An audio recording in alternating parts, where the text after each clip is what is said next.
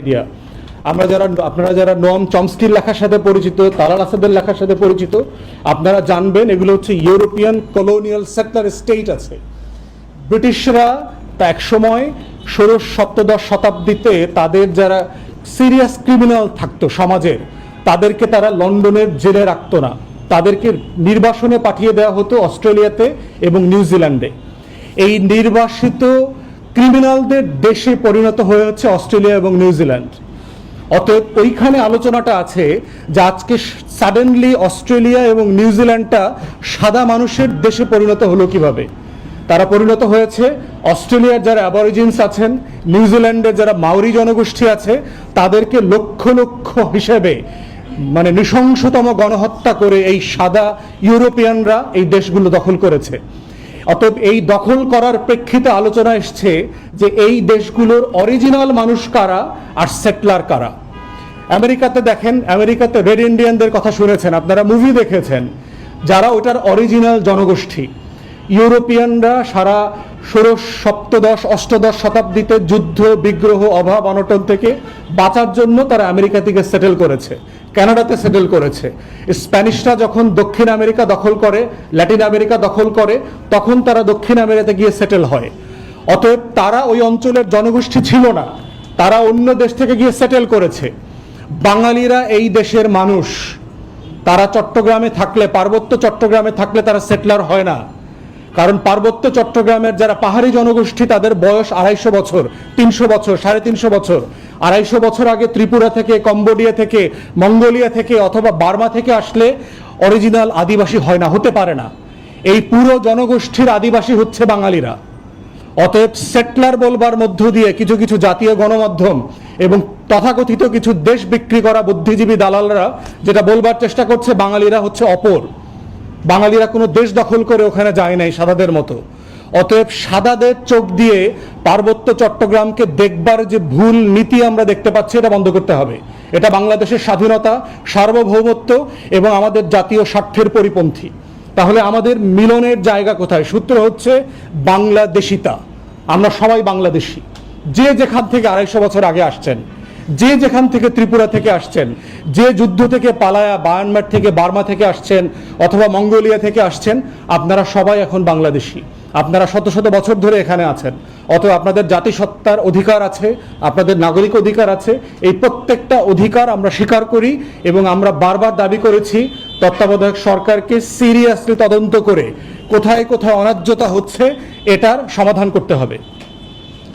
চতুর্থ বক্তব্য হচ্ছে যে সারা দুনিয়াতে আমরা দেখেছি যে জাতিগত বিভেদ এবং যে টেনশনগুলো আছে, এগুলোকে যুদ্ধ করে, মারামারি করে, সামরিক বাহিনীর অস্ত্র দিয়ে এটা সমাধান হবে না। এটা সমাধান হচ্ছে রাজনৈতিক প্রসেসে প্রত্যেক সম্প্রদায়ের সাথে আলাপ আলোচনা করে কার কোথায় ক্ষোভ আছে, বঞ্চনা আছে, না পাওয়ার কষ্ট আছে, সেই কষ্টগুলোকে অ্যাড্রেস করতে হবে। এই জন্য আমরা দাবি করছি আজকে এবি পার্টির তরফ থেকে যে একটা ট্রুথ অ্যান্ড রিকনসিলিয়েশন, একটা ন্যায় কমিশন গঠন করেন।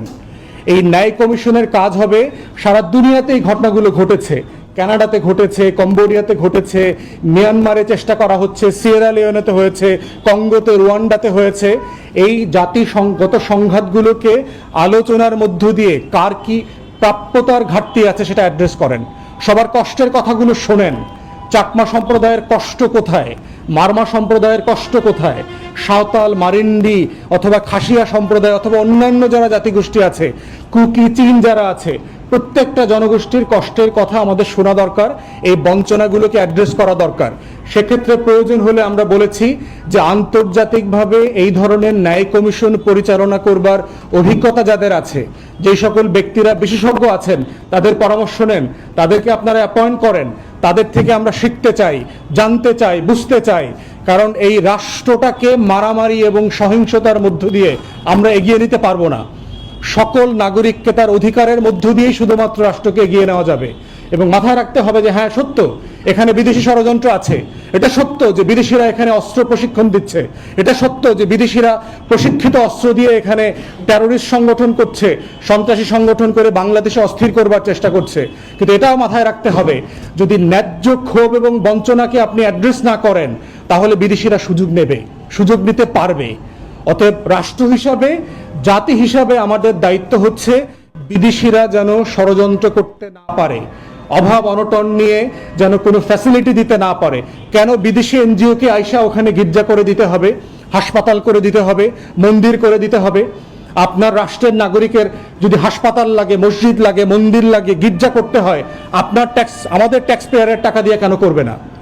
বিদেশের টাকা লাগবে কেন? ডলার পাউন্ড লাগবে কেন? অতএব বিদেশি এনজিওদের এই ধরনের কর্মকাণ্ডগুলোকে সিরিয়াসলি মনিটর করতে হবে। যাদেরকে প্রয়োজন এখান থেকে বিতাড়িত করে দিতে হবে। কোনো প্রয়োজন নাই। রাষ্ট্রের নাগরিকের প্রত্যেকটা মৌলিক অধিকার, জাতিসত্তা সংরক্ষণ করবার যে অধিকার, তার নিজস্ব মাতৃভাষা আছে। আমরা দেখলাম যে 10 থেকে 12টা ভাষার মাত্র 10-15 জন লোক বেঁচে আছে, বাংলাদেশের নাগরিক। এই ভাষাগুলো এই প্রজন্মের পর আর বেঁচে থাকবে না। আমরা বারবার দাবি করেছি যে এই ধরনের হারিয়ে যেতে পারে এমন ভাষাগুলোকে সংরক্ষণ করেন, এই মানুষগুলোকে পুনর্বাসন করেন। আন্তর্জাতিক মাতৃভাষা ইনস্টিটিউট আছে, কোনো কাজ করে না এরা। এরা ভাষার মাসেও শেখ মুজিবের কীর্তন গায়, জেল থেকে নাকি চিরকুট দিয়ে ভাষা আন্দোলন সংগঠিত করেছে, এই ধরনের মিথ্যাচারের গল্প বলে 21শে ফেব্রুয়ারিকে কেন্দ্র করে। অতএব